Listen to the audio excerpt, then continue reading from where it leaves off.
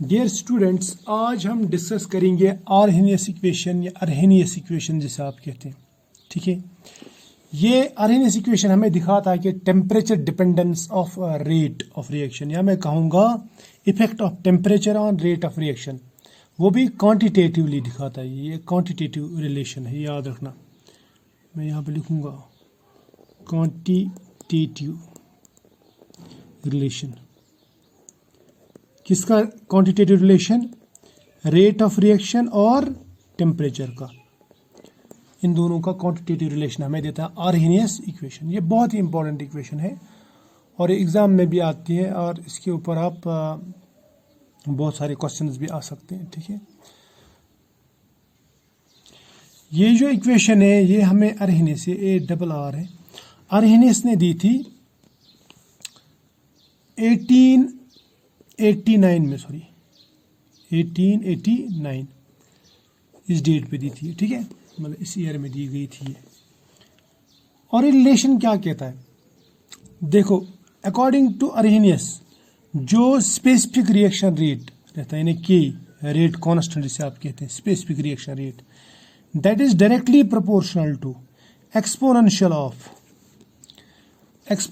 Of -EA by RT। याद रखना, -EA by RT। ये एक्सपोनेंशियल जो है ये रहता है लॉन का रिवर्स, उल्टा।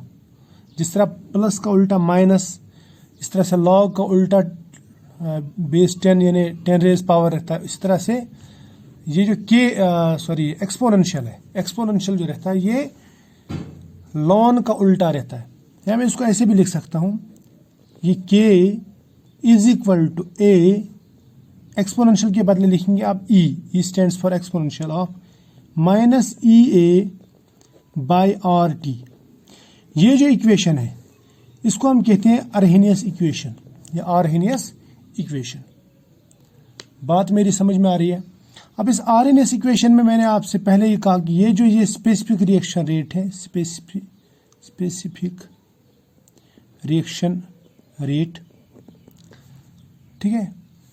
और EA जो है, EA इसे हम कहते हैं activation energy, energy of activation में बोलूँगा, एक्टिवेशन एनर्जी। ये हम ऑलरेडी डिस्कस कर चुके हैं पिछले वाले लेक्चर में। ये जो है आइडियल गैस कांस्टेंट है, आइडियल गैस कांस्टेंट। ठीक, इसको हम कैसे लिखते हैं? इसे, इसका जो वैल्यू है दिया गया है ना, इसका वैल्यू आता है 8.314 जूल्स पर केल्विन पर मोल। ठीक, अगर कैलोरीज में लिखेंगे तो ऑलमोस्ट 2 कैलोरीज, क्योंकि 4 जूल्स है 1 कैलोरी के बराबर रहता है। तो ये ऑलमोस्ट 2 कैलोरीज बोलूँगा मैं, 2 कैलोरीज पर केल्विन पर मोल, राइट। और T जो है ये है टेम्परेचर इन केल्विन, ये याद रखना, टेम्परेचर इन केल्विन। अब इसमें जो A है, A इसके कई नाम, इसे आप फ्रीक्वेंसी फैक्टर भी कह सकते हैं या आप इसको कहते हैं फ्री एक्सपोनेंशियल फैक्टर। सो जो A है फ्री एक्सपोनेंशियल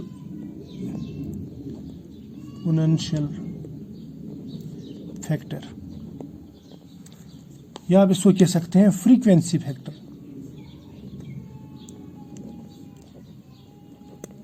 ये भी एक्चुअली रेट ही रहती है, ये एक तरह का रेट है। मैं बोलूँगा ये स्पेसिफिक रेट के बराबर भी हो सकता है, मैं दिखाऊंगा कैसे। लेकिन फिलहाल आप याद रखो ये जो है ये इस इक्वेशन को हम कहते हैं आर्हेनियस इक्वेशन। ठीक, तो सबसे पहले मैं आपको दिखाऊंगा ये जो है ये वाला A, इसका मतलब क्या रहता है। ठीक, A एक्चुअली है क्या, यानी फ्रीक्वेंसी फैक्टर या फ्री एक्सपोनेंशियल फैक्टर जो हमने कहा वो है क्या। देखो, अगर मैं if T is equal to infinity, यानी टेम्परेचर जो है वो मैंने इनफाइनाइट रख दिया, T क्या कर दिया? इनफाइनाइट। तो मैं बोलूँगा फिर 1/T जो है, 1/T वो बराबर हो जाएगा 1/∞, 1 by infinity is equal to 0, तो इसका मतलब 1 बाई टी तब कितना हो जाएगा, 0 के बराबर, यानी एट इनफाइनाइट टेम्परेचर। अगर मैं टेम्परेचर इनफाइनाइट कर दूं तो 1 बाई टी 0 के बराबर आ जाएगा। ठीक है, हमारे पास में ये जो इक्वेशन है आरएनएस इक्वेशन, मैं लिखता हूँ इसको K is equal to A exponential of minus E A by R into 1 by T भी लिख सकता है ना, वो लिख सकते हैं ना, आर टी लिख दिया ना, ई ए बाई आर टी, तो 1 बाई टी लिख दिया, चलेगा। अगर आप इसको वापस मल्टीपल करोगे तो ऐसे ही बन जाएगा। अब मैं अगर एट इनफाइनाइट टेम्परेचर कर दूं, इनफाइनाइट टेम्परेचर, तो उसमें ये बन जाएगा 0, 0 इंटू दिस 0, और ये बन जाएगा ई रेज पावर 0, तो उस सूरत में k बन जाएगा equal to a exponential of 0, यानी e raise power 0, anything raise power 0 is equal to 1। समझ में आया ना, या मैं कह सकता हूं कि anything raise power 0 is equal to 1, तो उस सूरत में जो k है वो बन जाएगा a के बराबर। अब मैं a को इजीली डिफाइन कर सकता हूं। बात समझ में आ रही ना, हम आरएनएस इक्वेशन पढ़ रहे हैं, और आरएनएस इक्वेशन में मैंने a बताया आपको कि इसे आप फ्रीक्वेंसी फैक्टर या फ्री एक्सपोनेंशियल फैक्टर कहते हैं। अब फ्री एक्सपोनेंशियल फैक्टर एक्चुअली है क्या, ये भी स्पेसिफिक रिएक्शन रेट ही है, लेकिन कब, एट इनफाइनाइट टेम्परेचर। सिंपली मैं कह सकता हूं it mean specific reaction rate at infinite temperature, when temperature is infinite, right. बात समझ में आ रही है, यहां तक हो गया क्लियर, वो क्लियर हो गया ना, शाबाश। अब और एक चीज मैं आपको बताना चाहता हूं। अब अगर मैं इस इक्वेशन को देखूं, ये जो इक्वेशन है इसको मान लीजिए ये इक्वेशन नंबर, ये पहला है इक्वेशन नंबर 1, पहले जो हमने लिखा पहली इक्वेशन, ये इक्वेशन नंबर 1, ये इक्वेशन नंबर 2। इक्वेशन नंबर 2 के ऊपर अगर मैं ग्राफ बनाऊं तो ग्राफ कैसे बनेगा। सपोज मैं बनाता हूं graph k versus 1 by T, ये k वर्सेस 1 बाई टी, क्योंकि मुझे टेम्परेचर और रेट ऑफ रिएक्शन का जो रिलेशन है वो निकालना है ना, क्वांटिटेटिव रिलेशन। तो एक रिलेशन तो ये है, अगर मैं स्पेसिफिक रिएक्शन रेट वर्सेस ये लेता हूं तो मुझे ये मिल जाता है easily.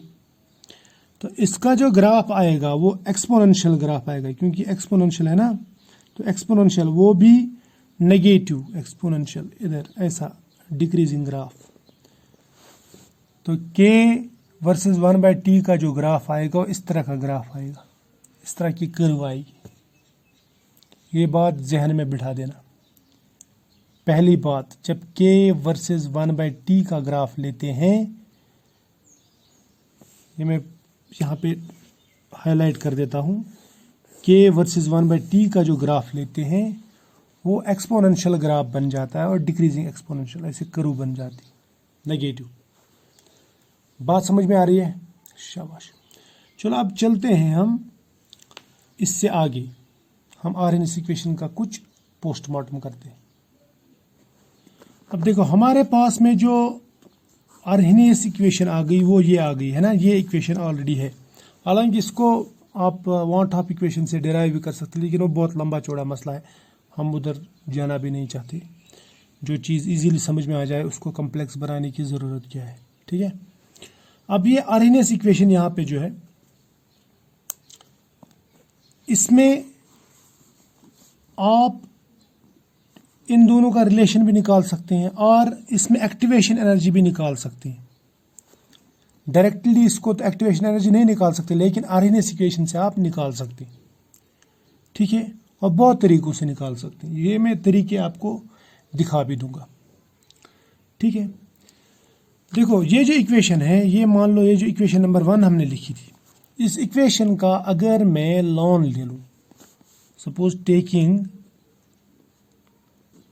Lawn on both sides, lawn मतलब नेचुरल लॉग, ठीक है। तो ये बन जाएगा लॉन, याद रखना, लॉन के, ठीक है। इक्वल टू लॉन ये वाला ए इंटू लॉन ये है ना, ये lawn A into lawn E raised power minus E A by R T, ये है ना। शाबाश। मैं कहूँगा ये बन जाएगा इंटू लॉन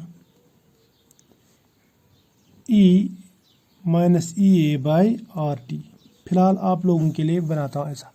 देखो मैंने आपसे पहले ही कहा कि लॉन और एक्सपोनेंशियल आपस में उल्टा रहता है, मतलब इनवर्स रहते हैं, मैं बोल सकता हूँ सिंपल लैंग्वेज में, लेमन लैंग्वेज में एक दूसरे के बिल्कुल उल्टे रहते हैं। तो इसका मतलब ये एक दूसरे को कैंसिल कर देंगे।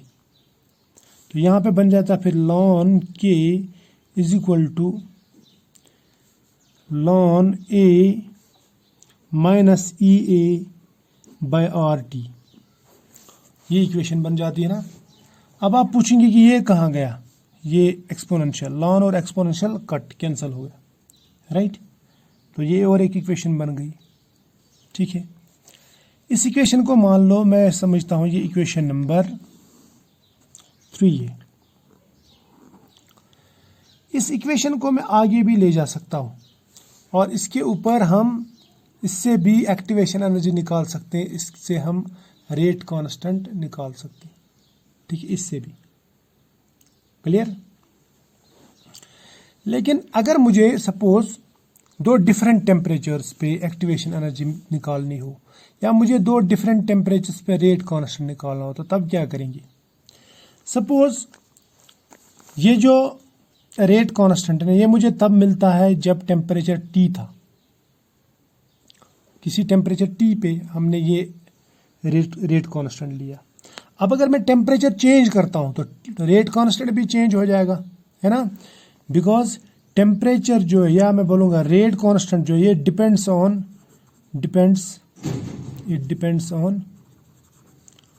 टेम्परेचर, ये सबको मालूम है ना। सपोज मैं लेता हूँ एट T1 जो रेट कांस्टेंट आएगा वो आएगा K1। अब मैं अगर T2 पे लेता हूँ तो वहाँ पे जो रेट कांस्टेंट आएगा वो आएगा K2।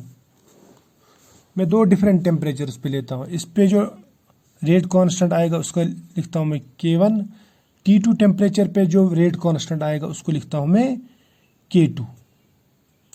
फिर मैं ऐसे भी लिख सकता हूँ, देयरफॉर इक्वेशन 3 जो है मैं ऐसे लिख सकता हूँ, मैं लिखूंगा लॉन K2 पहले is equal to ln A, ये तो कांस्टेंट है ना, minus activation energy divide by R, ये भी कांस्टेंट, यहाँ पे लिखूंगा मैं T2, चलेगा। K2 यहाँ पे लिखा तो यहाँ पे लिखूंगा T2। ये है इक्वेशन नंबर 4 मान लीजिए। अब अगर मैं K2 के बदले में K1 लिखता हूं तो तब क्या बनेगा, ये K2 के बदले में K1 लिखता हूं तब क्या बनेगा, ये बनेगा ln A minus E A by R T1। K1 के बदले में अब T2 के बदले में T1 लिखेंगे क्योंकि हमें K1 निकालना है। ये इक्वेशन मान लो, ये इक्वेशन नंबर, इसको मैं नंबर देता हूं 5। अब अगर मैं इन दोनों को आपस में सब्सट्रैक्ट करता हूं, यानी इक्वेशन 4 से इक्वेशन 5 माइनस कर देता हूं, तो क्या आ जाएगा। ये इक्वेशन यहां पे लिखता हूं मैं अलग कलर से, देखो ये आ जाएगा दिस माइनस दिस, यानी ln K2 minus ln K1, right, equal to this minus this, ये और ये कट, ठीक। फिर आएगा दिस माइनस दिस, ये दोनों तो सेम है, नहीं तो बच गए कट। यहाँ पे क्यों नहीं कट किया, क्योंकि यहाँ पे K2 यहाँ पे K1 है, यहाँ पे लॉन है, यहाँ पे भी लॉन है, इसलिए प्लस या माइनस कट। अब बच गया यहाँ पे minus E A by R T2, right, minus ये वाला माइनस यहाँ पे कर देंगे माइनस इंटू ये minus E A by R T1। बात समझ में आ रही है, शाबाश। माइनस और माइनस हो जाता है प्लस, वो क्लियर, शाबाश। यहां तक तो क्लियर है ना। अब देखो यहाँ पे मैं आपको एक जुगाड़ दिखाता हूँ। जुगाड़ क्या है, वो फॉर्मूला है lawn A minus lawn B, वो बराबर रहता है लॉन ए बाई बी। तो फिर मैं यहाँ पे लिख सकता हूँ लॉन के two minus ln k one, ये किसके बराबर आएगा, लॉन के टू बाई के one, right, equal to minus E A by R T two, minus और minus plus E A by R T one. ठीक है, ये याद रखना। तो ये बन गई हमारी और एक इक्वेशन, ये वाली इक्वेशन। इस इक्वेशन को नाम रखूंगा मैं सपोज, ये इक्वेशन है इक्वेशन नंबर 6। देखो आगे बढ़ने से पहले मैं आपको एक चीज़ याद दिलाता हूँ। ये जो इक्वेशन नंबर 3 है ना, इसको आप दिमाग में बिठा देना, ये इसका हमें काम लेना है आगे भी। अभी हम थोड़ा सा काम ले रहे हैं, इससे थोड़ा सा और काम लेंगे। ये बहुत ही ज़रूरी है, बहुत ही इंपॉर्टेंट इक्वेशन है। चलो चलें फिर आगे, शाबाश। हमारे पास में जो इक्वेशन मिली थी हमें, वो इक्वेशन नंबर 6 इस तरह की मिली थी, है ना। तो हम क्या करेंगे अब, लॉन इसको ऐसे रहने देते हैं, माइनस वाला बाद में लिखेंगे, प्लस वाला पहले। तो ये बन जाएगा लॉन के टू बाई के one equal to E A by R T one, ये वाला प्लस वाला पहले, minus E A by R T two, right. ये इक्वेशन ऐसे बन गई।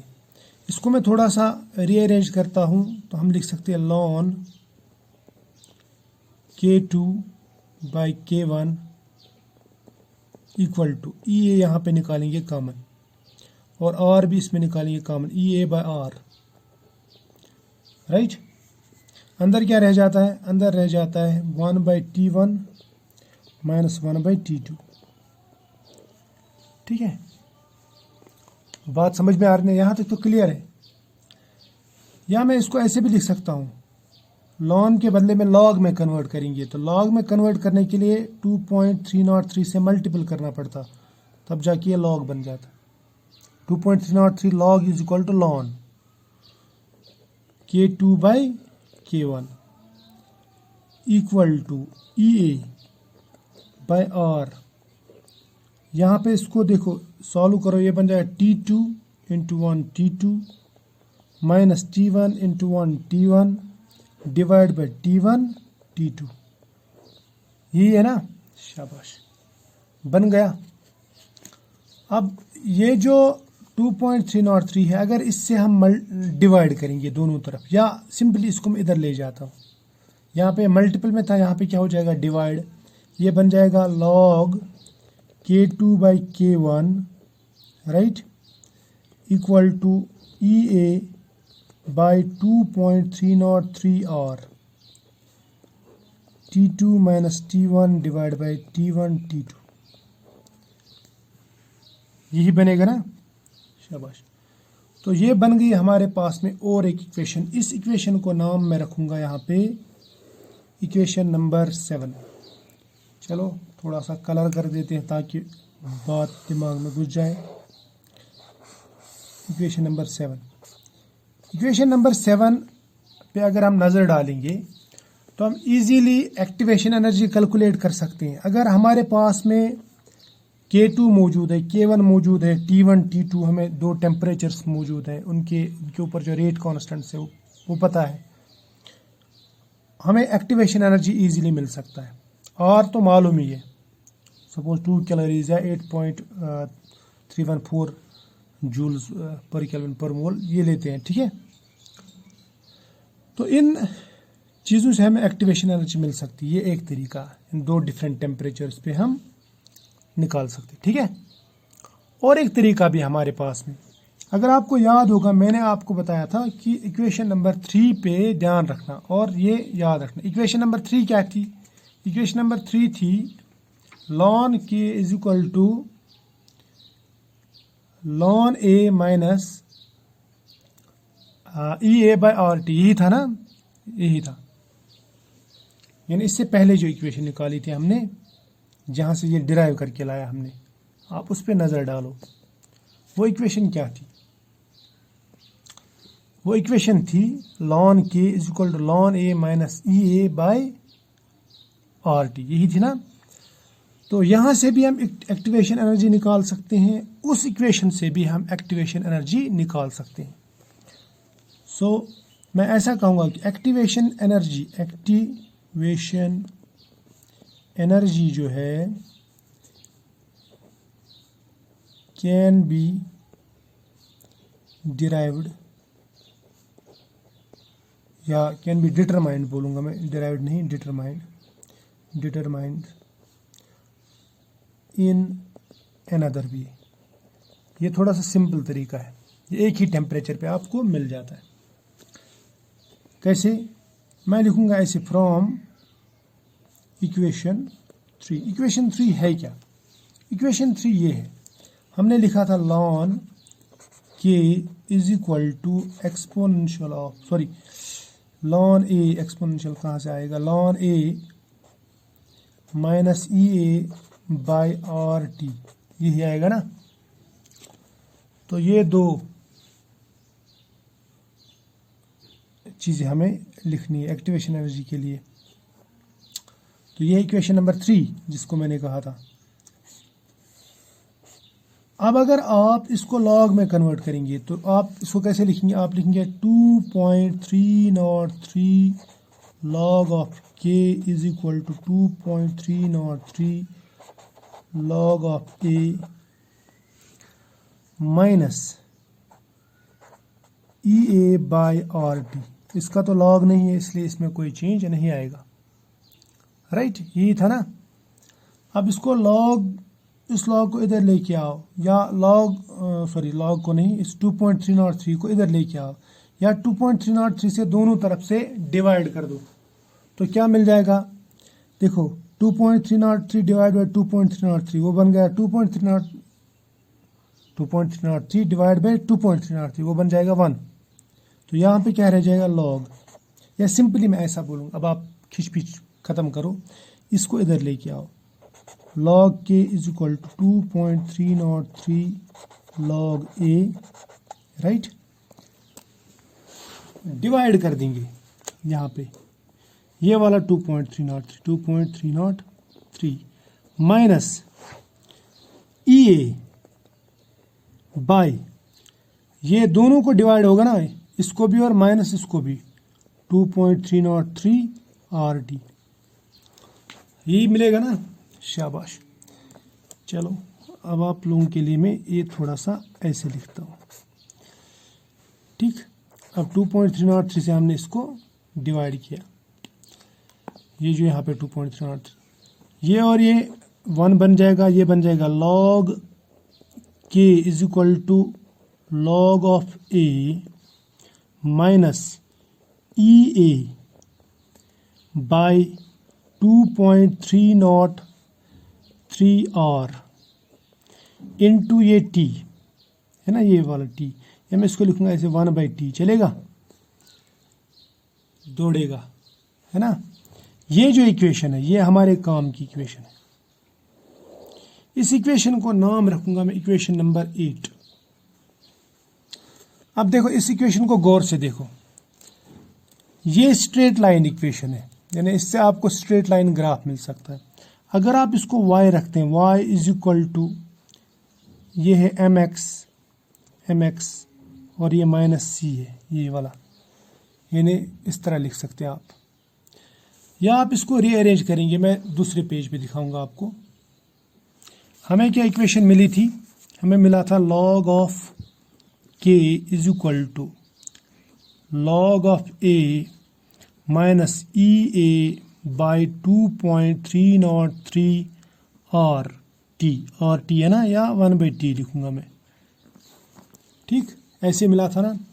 इसको मैं रीअरेंज करूंगा, ये मैं लिखूंगा ऐसे, माइनस वाला पहले लिखूंगा minus E A by 2.303 R into 1/t, ठीक है। बाद में लिखूंगा ये प्लस वाला, प्लस log a, ये किसके बराबर है? log k के बराबर, है ना। अब अगर मैं इसको y एक्सिस पे रख दूं, इसको एक्स एक्सिस पे रख दूं, ये बन जाएगा इंटरसेप्ट, तो ये बन जाएगा स्लोप, मगर कौन सा स्लोप? नेगेटिव स्लोप है ना, माइनस स्लोप। तो इसका ग्राफ कैसे आना चाहिए? ये इसका ग्राफ ऐसे आना चाहिए, ये वाई एक्सिस है, ये एक्स एक्सिस है, ठीक। यहाँ पे बीच में इंटरसेप्ट रहेगा, इसका मतलब स्लोप यहाँ से शुरू होगा और ऊपर नहीं जाएगा बल्कि ऐसे नीचे आएगा। ये है सी इंटरसेप्ट और ये है एम स्लोप, मगर कौन सा एम? Minus M. समझ में आया? अब ये जो इक्वेशन है, ये वाली इक्वेशन, इसके ऊपर अगर मैं ग्राफ बनाता हूँ तो वो भी इसी तरह का मिलेगा। जैसे यहाँ पे log k, राइट, यहाँ पे 1/t। बात समझ में आ रही है? और c के बदले में लिखेंगे, ये देखो x के बदले में लिखा 1/t, y के बदले लिखा log k, c के बदले क्या लिखेंगे? log a। तो ये है यहाँ से यहाँ तक इंटरसेप्ट, log a। फिर यहाँ पे बन जाता है स्लोप, यानी minus M mean slope. Slope वो भी नेगेटिव, ये स्लोप, और किसके बराबर है वो? -EA/2.303R। समझ में आया ना? तो ये है इसका स्लोप। तो अगर मैं आपसे पूछूं स्लोप किसके बराबर है? स्लोप बराबर है -EA/2.303R, राइट। वो बात समझ में आ रही ना? अब अगर मैं आपसे पूछूं कि EA किसके बराबर आएगा, मैं लिखूंगा यहाँ पे -EA, ये -EA is equal to slope, ये स्लोप, ये इधर ले जाओ, ये यहाँ पे डिनोमिनेटर में था, यहाँ पे मल्टीपल हो जाए, स्लोप इंटू 2.303 इंटू आर का वैल्यू हमें मालूम है, ये आइडियल गैस कांस्टेंट, ठीक है। स्लोप अगर पता चल गया तो एक्टिवेशन एनर्जी इजीली निकल जाता। या मैं इसको ऐसे भी लिख सकता हूँ, माइनस को इधर ले जाओ, ये बन जाएगा activation energy is equal to -2.303, ये वाला 2.303 into R into slope, right. तो ऐसे भी आप एक्टिवेशन एनर्जी निकाल सकते हैं। समझ में आया? तो ये था अर्हेनियस इक्वेशन। इसमें आप सिर्फ वैल्यूज़ आपको पुट करने हैं, जिस तरह का, अगर आपको सिर्फ एक्टिवेशन एनर्जी निकालनी है और सिर्फ आपको एक टेम्परेचर दिया है, log k दिया है, तो आप इजीली निकाल सकते हैं। या अगर आपको सिर्फ स्लोप दिया है, आर तो गिवन है, स्लोप दिया हुआ है, आप उससे भी एक्टिवेशन एनर्जी निकाल सकते हैं। या आपको दो डिफरेंट टेम्परेचर्स दिए गए हैं, आपको दो रेट कांस्टेंट दिए गए हैं, कॉरस्पॉन्डिंग रेट कांस्टेंट, तब भी आप एक्टिवेशन एनर्जी निकाल सकते हैं। तो आई होप यहाँ तक समझ में आया होगा। फिलहाल आज इतना ही।